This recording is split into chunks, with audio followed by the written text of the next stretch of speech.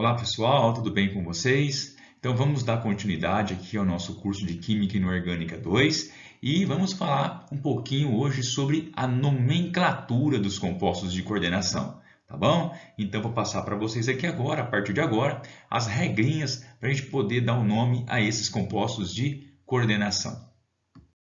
Bom pessoal, nesse primeiro slide vou mostrar para vocês a notação, a forma como nós vamos escrever a fórmula desses compostos de coordenação, tá bom? Então, como nós vamos escrever a fórmula de um composto de coordenação? É o que nós vamos ver aqui agora.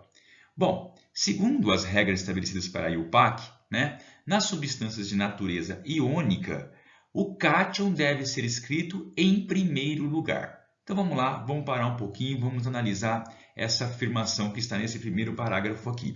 Vou pegar para vocês um exemplo bem simples de uma substância com natureza iônica. É o sal de cozinha, o famoso NaCl. Então, nessa notação NaCl, já se submete-se ou já se subentende-se que o primeiro que apareceu na fórmula, no caso o Na, ele é o cátion. E ele vem seguido depois do ânion. O Cl- é o caso, é o ânion. Tá? Então, numa regra já estabelecida pela IUPAC, nós temos que um composto de natureza iônica, primeiro escrevemos o cátion, depois vamos escrever o ânion, tá bom? Muito bem. Bom, nos compostos de coordenação, nós vamos seguir a mesma regrinha, tá? Mais adiante, eu vou mostrar para vocês que existem compostos de coordenação que são catiônicos, tá? Mas também existem compostos de coordenação que são aniônicos, tá? O que significa isso? Existem compostos de coordenação que possuem carga depois, somatória das cargas, positiva, ou seja, catiônica. E existe os compostos de coordenação que vão apresentar uma cargazinha negativa, uma, duas, três cargas negativas, que então é de natureza aniônico. Então nós vamos ter tanto catiônico como aniônico os nossos compostos de coordenação. De qualquer forma, quando eu vou escrever a fórmula de um composto de coordenação, primeiro eu tenho que me referir ao cátion e depois ao ânion. Bom, vamos continuar aqui. Quando nós dissemos de compostos de coordenação, nós temos que lembrar que costumamos colocar entre colchetes todas as espécies que estão coordenadas. Quem são elas? São o metal, que está no centro, e os ligantes. Então, todos esses aí, todas essas entidades, vamos dizer assim, que estão coordenadas, o metal e os ligantes, tá? Eles devem aparecer entre colchetes, tá bom?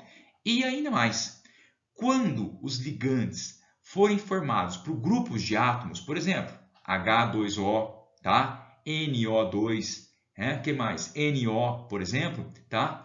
A quantidade dos mesmos devem aparecer entre parênteses. Então, você deve colocar o parênteses e embaixo colocar se é uma água, duas águas. Então, você tem sempre que colocar nos ligantes, tá? Que são formados por um grupo de átomos, pode ser 2 átomos, 3 átomos e daí por diante, mas tem que ficar atento a isso, que esses ligantes, na formulazinha, vai ter que estar entre parênteses. Tudo bem? Vamos lá. Bom,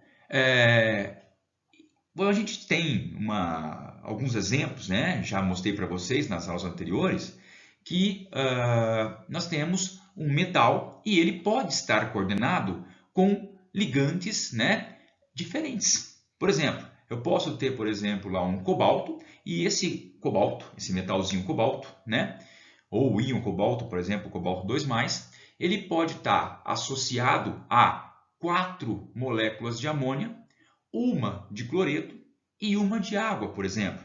Então, ele pode ter 6 ligações, o número de coordenação dele pode ser 6, e os ligantes podem ser diferentes. Então, nós temos ali, por exemplo, 4NH3, é um tipo de ligante. Nós temos um ligante água, um ligante cloreto. Então, nós vamos ter aí ligantes diferentes formando, esse composto de coordenação. Existe isso? Sim, existe. Nós fizemos alguns exercícios e mostramos para vocês nas fórmulas aí alguns exemplos de compostos de coordenação onde os ligantes eram diferentes. Pois bem, A ordem que eu vou escrever o ligante na fórmula também há uma regrinha para isso, tá? Primeiro, na fórmula, vão aparecer os ligantes negativos.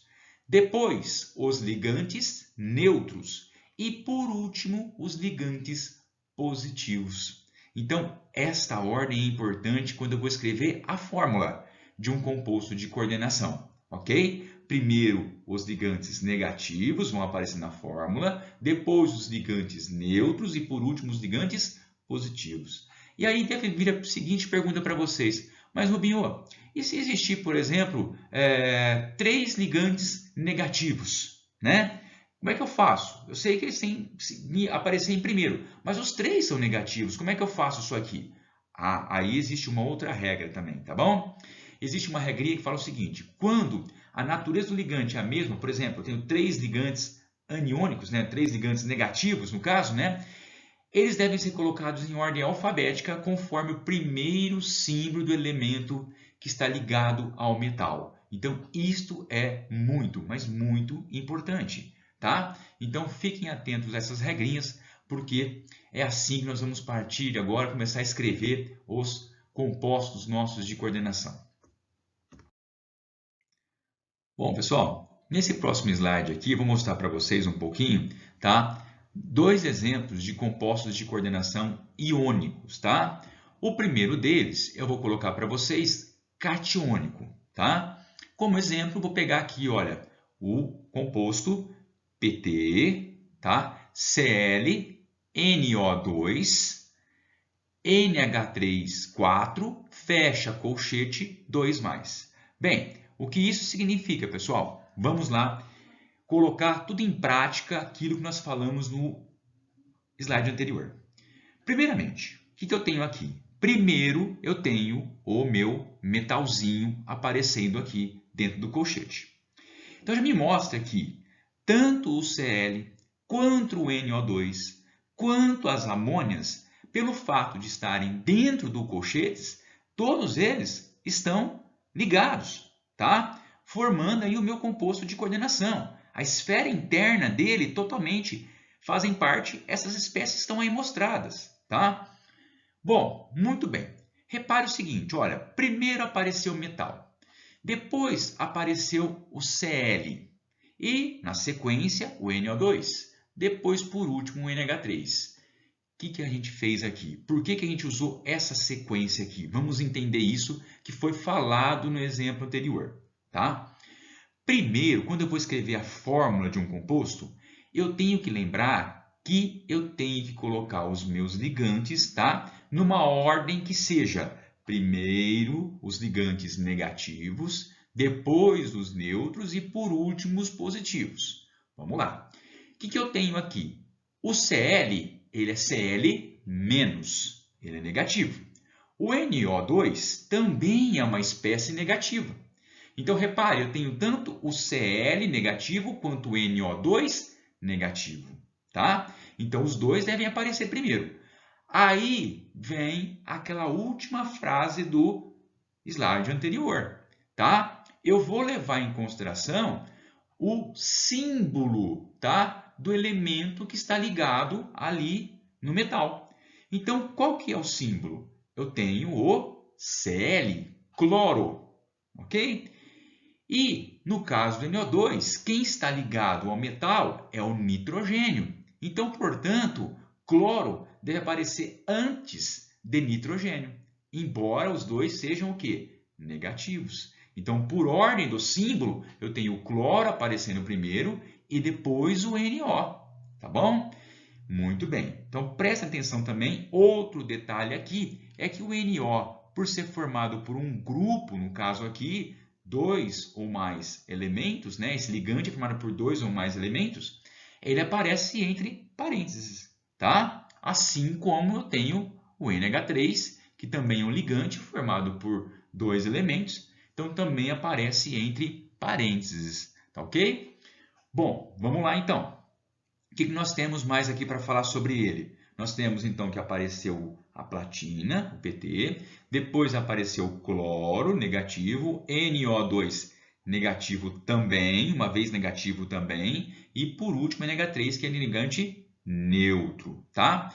E por que que apareceu essa cargazinha 2+ aqui para dizer que meu composto ele é catiônico? Ora, vamos fazer as contas aqui agora, tá bom? A platina, tá? Ela tem uma carga 4+.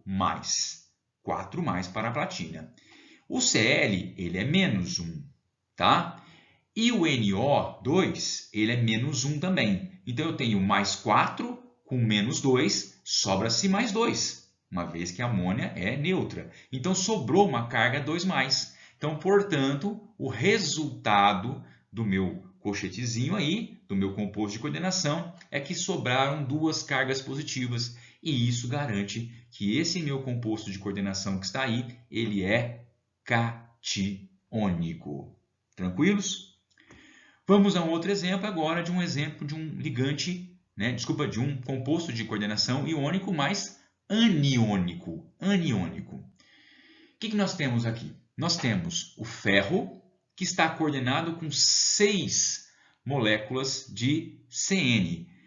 Cada moléculazinha desse CN aí, ela é -1. E esse ferro aí, ele é +3. Então, portanto, +3 com -6, isso faz com que o meu composto de coordenação tenha uma carga resultante -3. Significa o quê? Significa que ele é um ligante ele é um composto de coordenação, tá? Me desculpe, pessoal, estou usando a palavra ligante aqui de forma errada, tá bom? Mas ele é um composto de coordenação aniônico.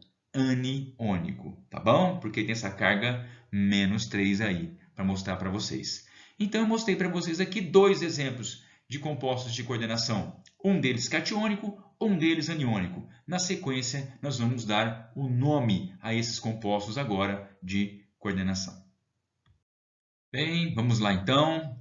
Pegar como exemplo aqui esse primeiro composto meu de coordenação aqui, olha. Foi o exemplo daquele catiônico que eu mostrei para vocês lá, só que ele está associado aqui junto com dois BRs aqui, BR2. Vamos entrar em detalhes aqui agora do porquê que esse composto está escrito assim e o que nós podemos entender apenas olhando para essa fórmula, o que nós podemos tirar de conclusão aqui. Vamos lá.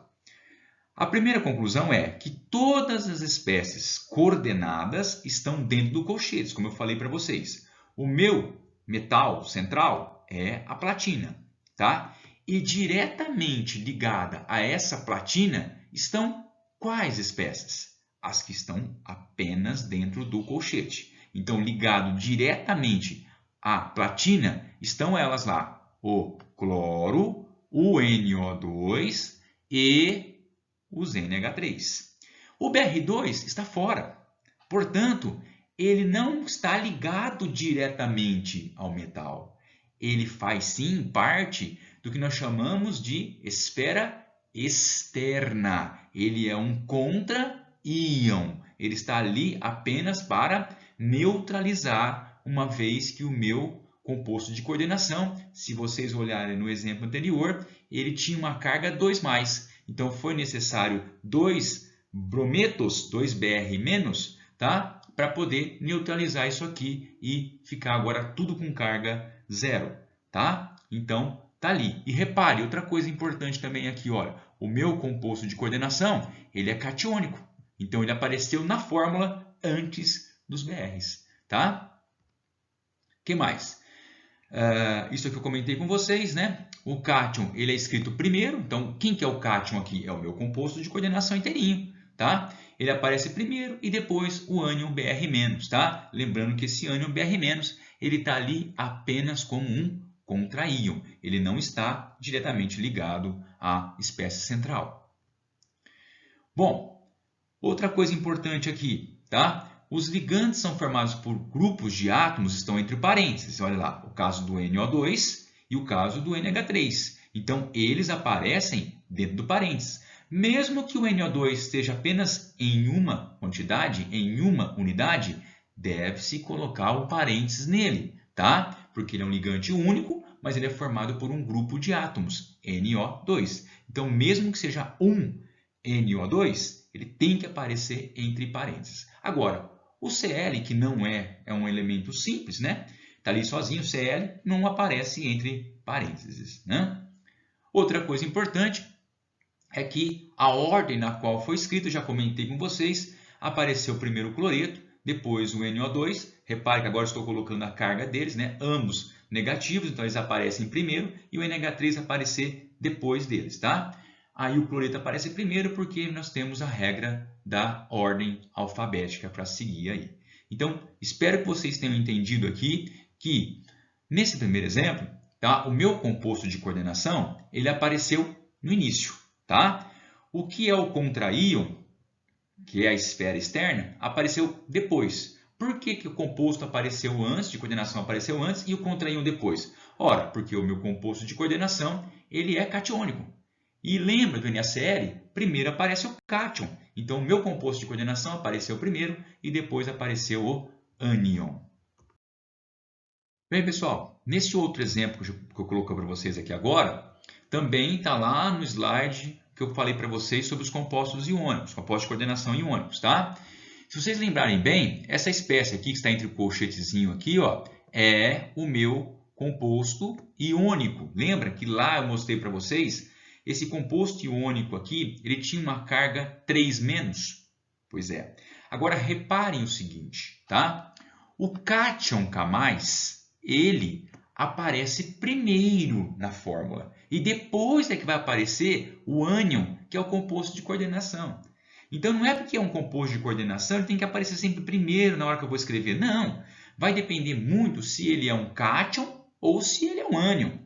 Então, se ele é um ânion, o contraíon, agora que é o potássio, aparece primeiro, tá?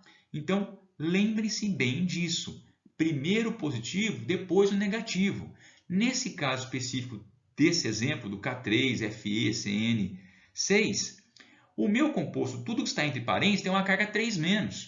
Então, portanto, ele é aniônico, tá? Quando eu vou escrever a sua fórmula, o contraíon, a esfera externa, que é o potássio, aparece antes. Então, por isso que apareceu K3 antes, tá? Lembrando que ele tem carga 3-, então foram necessários 3K mais 3 potássios para equilibrar a sua carga aí, tá? Então, ele não faz parte da esfera interna, tá? E ele é um contraíon, só que dessa vez ele apareceu antes do composto de coordenação. Por quê? Porque o meu composto de coordenação ele é aniônico, ele é negativo e sempre tem que aparecer o cátion, tá? Como existe apenas um ligante Cn-, ele está escrito após a espécie central. Então, aqui nós não tivemos aquele fato de ter que ficar decidindo quem aparece primeiro, quem não aparece. Não, todos os ligantes são iguais e é o único, né? Então, ele não apareceu logo depois da minha espécie central, do meu metal central. E mesmo ele estando sozinho, né? São um ligante todos iguais, ele apareceu entre o parênteses, porque ele é formado por um grupo de átomos. Bom, pessoal, dando sequência aqui então, né, nessa primeira aula de nomenclatura dos compostos de coordenação, eu falei para vocês no início dessa aula que eu não ia tratar diretamente já com os nomes dos compostos de coordenação. Eu estou apresentando para vocês aqui a forma de como nós escrevemos as fórmulas, tá? Como a gente vai escrever as fórmulas. E ainda vou apresentar para vocês agora aqui a nomenclatura apenas dos ligantes, tá? A nomenclatura final, a nomenclatura do composto já totalmente ali pronto já, eu vou deixar para uma outra oportunidade, né? Para a nossa próxima aula, porque senão vai ficar muito pesada para vocês, são muitas informações e aí vai acabar embaralhando muito a cabeça de vocês. Então, para essa primeira aula de nomenclatura, eu vou mostrar para vocês, aliás, já mostrei para vocês a forma como devemos escrever a fórmula, tá? Dos compostos de coordenação. E agora eu vou apresentar apenas a nomenclatura dos ligantes, tá? Vamos lá então com esses ligantes. Começaremos pelos ligantes aniônicos, lembrando que são os ligantes que apresentam carga negativa. Bem, existe uma regra para dar o nome a esses ligantes. Os ligantes, né, quando ânions e terminados em eto, e isso ocorre bastante nos aletos e cianetos, tá? Eles, quando funcionando como ligantes, eles terão o seu nome, tá? O sufixo "o". Então, por exemplo, se eu pegar aqui o fluoreto, que é um aleto, tá? E ele estiver como um ligante num composto de coordenação, ele troca o eto de fluoreto por o de fluoro. Então, veja bem, se o meu F-, tá? A minha espécie F-, que é o ânion fluoreto, uma vez que ele aparecer dentro do colchete, significa que ele está atuando como ligante, ele passa a ser chamado de ligante fluoro, tá? O Cl-, também é um aleto, ele negativo, um ânion, é chamado cloreto. Cloreto de sódio, por exemplo, de potássio. Mas se esse Cl- aparecer dentro do colchete, ele está ligando, tá? Juntamente com o metal, ou seja, ele faz parte da esfera interna, ele é um ligante. Então, nesse caso, ele passa a ser chamado, em vez de cloreto, troca o eto por o, é o ligante cloro. Então, o Cl apareceu dentro do colchetezinho, ele está atuando como ligante, ele passa a ser chamado de cloro. A mesma coisa vai acontecer com o Br-, que é brometo, muda para bromo, tá? O I- também é um aleto, diodeto passa a chamar iodo, tá? Depois aqui embaixo, olha, o Cn-, que é o cianeto, tá? O cianeto, ele passa a ser chamado de ciano, tá? E toma só cuidado com esse cara aqui, gente, ó, o NH2 é o NH2, tá bom? NH2, e a carga aqui não apareceu, mas é o NH2-, ó, é negativo aqui em cima, tá? Então, NH2-, então ele é NH2, o 2 está embaixo, tá? E esse menos está em cima, quer dizer que ele é um ligante aniônico com uma carga negativa só, tá bom? Ele não é amônia, pelo amor de Deus, é um NH2, então ele é um amideto e passa a chamar de amido, tá bom? Então fiquem atentos a isso quando o meu composto, né, apresentar aí um ligante aniônico, tá? Que é terminado em eto, ele, como ligante, passa a ter uma terminação O. Então, de cloreto, passa a chamar de cloro. Bom, aqui nós vamos ver mais uma regrinha para os ligantes aniônicos. Continuamos com os ligantes aniônicos, aqueles que apresentam carga negativa, tá? Dessa vez, nós vamos pegar aqui alguns exemplos de ligantes que terminam em ido, tá? Nós vamos trocar o ido por io. Então, vamos ao exemplo. Quando o OH- estiver fazendo parte, tá, da minha esfera interna de coordenação, ou seja, estiver entre o colchete, o OH, ele normalmente é chamado de ânion hidróxido, mas ele, como ligante, nós vamos tirar o ido e colocar io. Então, ele passa a ser chamado de hidróxio. Então, o OH, quando estiver atuando como ligante, o nome que nós vamos dar a ele é ligante hidróxio, tá? O O2-, né? O2- é o óxido, tá? Troca ido por O, fica óxio. Então, o O2-, quando tiver com uma forma de ligante, é óxio. E o O2, 2-, ele é o peróxido, tá? Lembra lá do H2O2, peróxido de hidrogênio? É daí. Então, vem aí esse ânion peróxido, O2, 2-, tá? Peróxido, troca o ido por O, peróxio. Então, uma vez que você tiver um ligante aniônico, tá? e ele for um ligante que nome dele original, tá? Como ânion, for ido, passa a chamar de ío. Mais uma regrinha para os ligantes aniônicos, tá? Agora, esses ligantes que eu vou mostrar para vocês aqui, eles vão manter os seus nomes usuais, tá? Vamos lá então. Essa espécie primeira aqui, olha, o CO3 2-, é o carbonato. E ele, como ligante, ou seja, dentro do colchetezinho, ele se mantém o nome chamando de ligante carbonato. Então, não muda nada. Atenção aqui, tá? Essa formulazinha aqui está um pouquinho errada, né? É NO3, mas esse menos deve aparecer aqui em cima, tá? Então, é NO3 e o menos em cima. É o ligante nitrato. Então, lembra-se do ácido nítrico, HNO3. Então, é o ânion NO3 menos, tá? O menos está em cima e é só um menos. Então, é NO3 e um menos em cima. Corrijam aí, por favor, tá? Bom, ele é chamado de ânion nitrato e quando estiver atuando como ligante também ele vai ser chamado de nitrato.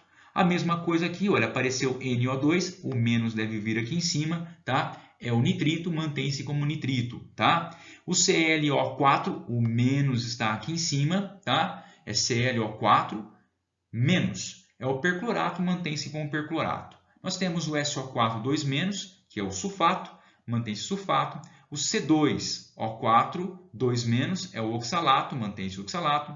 O CH3CO-, tá? É o acetato, mantém-se acetato.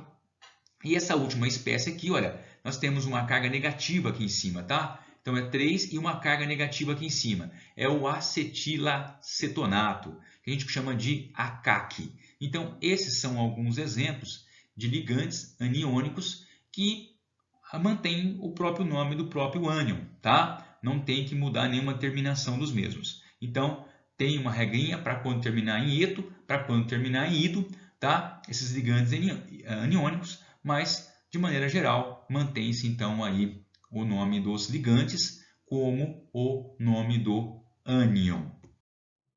Aqui, vou mostrar para vocês os ligantes radicalares, tá? O que são radicais ou ligantes radicalares?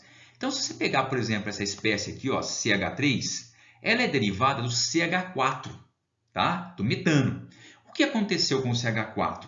Pega uma dessas ligações carbono-hidrogênio e faz uma ruptura homolítica da ligação, tá? O que significa uma ruptura homolítica? Significa que um elétron permanece ali com o carbono e outro elétron vai com o hidrogênio. Então, o que aconteceu aqui? Não houve perda de elétrons, nada, tá?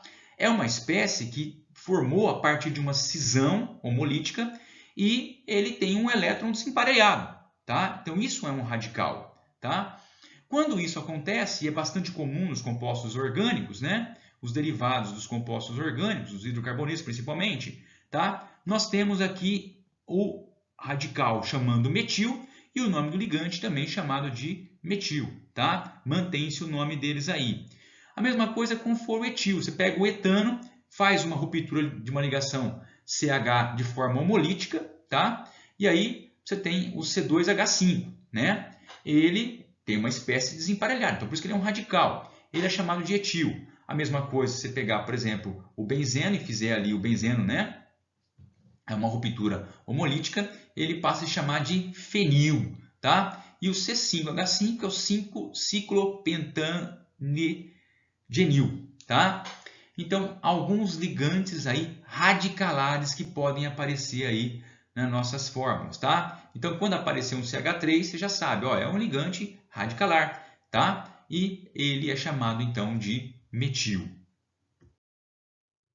Aqui eu vou mostrar para vocês aqui alguns ligantes moleculares. Esses ligantes moleculares, evidentemente, que eles são neutros, tá? Eles não possuem cargas, tá? E vamos lá então para alguns exemplos aqui. Vocês vão ver e vão reparar que esses ligantes moleculares, né? Eles geralmente são moléculas grandes e normalmente o nome deles termina em A. Quando isso acontecer, nós vamos trocar o A por O, tá? Um exemplo disso é a piridina. Tá? Que é a C5H5N. E nós vamos chamar isso de ligante piridino. E podemos usar aqui, atribuir, então, um símbolo, né, PY para ele, uma denotação PY para ele, ao invés de ficar escrevendo essa fórmula toda, de repente dentro do colchete pode aparecer um parênteses PY. Você já sabe que é a piridina, que é a molécula de piridina que está ali, mas como ligante é o piridino, tá? O outro é o dietilenotriamina, tá? Nós podemos escrever dien, que é bastante comum de aparecer isso aí, então vai aparecer dentro do colchetes, dien, tá? É esse ligante aí. Então, dietileno-diamina dá origem ao dietilenotriamina. A dipiridina dá o dipiridino. E a etileno-diamina, tá? Nós temos o en, etileno-diamino, e a trifenilfosfina, que muda para trifenilfosfino. Então, todos eles são ligantes, né? Que onde tem o nome da substância que é terminada em A, muda para O. Pessoal, só voltando um pouquinho lá no começo do vídeo, eu falei para vocês que realmente assim eu dividiria essa aula de nomenclatura dos compostos de coordenação em duas, porque ela tem bastante regras, tá? Nós estamos aqui falando primeiramente sobre a nomenclatura dos ligantes. Eu já passei por algumas regrinhas com vocês. Nós vimos que alguns ligantes trocam a terminação, tá? Quando fazem parte ali da esfera interna do seu composto de coordenação. É o caso, por exemplo, do ânion que nós conhecemos Cl-, que é o cloreto, e muda para cloro quando estão fazendo parte do composto de coordenação. Aqui agora eu vou apresentar para vocês alguns ligantes que possuem nomes específicos. Então, só para ligantes, praticamente nós vamos usar aqui uma aula inteira para falar dos mesmos. Por isso que nós vamos tratar a nomenclatura dos compostos de coordenação numa outra oportunidade, tá? Então, são muitas regras só para os ligantes. Aqui, então, vem alguns ligantes com nomes específicos. Ligantes até bem simples, como é o caso, por exemplo, da molécula que nós conhecemos, molécula de água. A espécie água, ela atuando como ligante, ela passa a ser chamada agora de aqua. Então, nós temos o ligante aqua no meu composto. O NH3, conhecemos ele muito bem como amônia, mas ele fazendo parte do meu composto de coordenação dentro do colchetezinho, ele passa a ser tratado como amino ou amino. O CO é o monóxido de carbono, conhecemos como monóxido de carbono, mas como ligante é o carbonil. O NO, monóxido de nitrogênio, ele passa a ser chamado de nitrosil. O O2, oxigênio, né? Oxigênio molecular, ele passa a ser chamado de dioxigênio. O N2, também que é o nitrogênio molecular, de dinitrogênio. E, por último aqui, o H- hidreto passa a ser chamado de hidrito. Então, esses são alguns ligantes que o nome, às vezes, são bem diferentes dos nomes, né, da sua molécula, né, do seu composto normal. Então, é importante a gente também guardar esses nomes, porque são ligantes que aparecem bastante aí nos compostos de coordenação. Bem, para finalizarmos aqui, então, essa primeira aula de nomenclatura e tratando especificamente da nomenclatura dos ligantes, vou apresentar para vocês aqui alguns ligantes que podem apresentar átomos diferentes coordenantes. Eu vou mostrar para vocês aqui primeiro aqui a tabelinha e eu vou explicar para vocês aqui. Olha, se eu pegar, por exemplo, o SCN-, é a mesma coisa que o NCS, em termos de composição, tá? Mas o que está mudando aqui? O nome deles é tiocianato, os dois é o tiocianato. No primeiro exemplo, eu tenho esse M aqui, ele é o metal, tá? Esse tiocianato está ligado ao metal pelo S, tá? No tiocianato de baixo está ligado pelo nitrogênio. Ora, isso tem uma diferença enorme no nome do ligante, tá? Então, é o mesmo ligante, o tiocianato, ambos são chamados de tiocianato. O que muda é qual é o elemento que está diretamente ligado ao metal. No primeiro caso, o tiocianato está ligado pelo S do enxofre. No de baixo está ligado pelo N do nitrogênio. E isso muda, tá? Nós vamos ter, no primeiro caso, o tiocianato. Mas no segundo caso, quando é o nitrogênio ligado, nós chamamos isso de isotiocianato. Tá? A mesma coisa vai acontecer com o ligante, né, derivado do nitrito. O nitrito, nós temos aqui NO2-, NO2-. Tá? O que acontece? Pode estar ligado pelo oxigênio ou pode estar ligado pelo nitrogênio. Tá? Então, esse nitrito ele tem duas possibilidades. Ele pode estar ligado ao metal central pelo nitrogênio ou pelo oxigênio. E isso muda quando for dar o nome ao ligante. O primeiro, quando estiver ligado pelo oxigênio, é o próprio nitrito, mantém-se o nitrito. Porém, quando estiver ligado pelo nitrogênio, ele passa a ser chamado agora de ligante nitro. Então, fiquem bem atentos a isso, porque esses aqui são dois exemplos de ligantes, nós chamamos de ligantes ambidentados. Tá? O que acontece isso? Acontece quando eu tenho, no mesmo ligante, duas possibilidades de se ligar ao metal. Vejam, duas possibilidades de se ligar ao metal. Ele não está ligado duas vezes ao metal. Não. É uma vez só ligado ao metal, mas ele pode estar por uma espécie ou por outra espécie dele. Tá bem? Bom, pessoal, terminamos então aqui essa primeira aula. Uma aula bastante complexa, como é o tema, né? De várias regras. E até então aqui nós só tratamos dos ligantes, né? Falando o nome dos ligantes. Na próxima aula nós vamos tratar do nome do composto agora. Agora a gente vai pegar todo o meu composto e vou dar um nome nele. Então, isso vai ficar para a nossa próxima aula. Valeu, pessoal. Muito obrigado por tudo aí.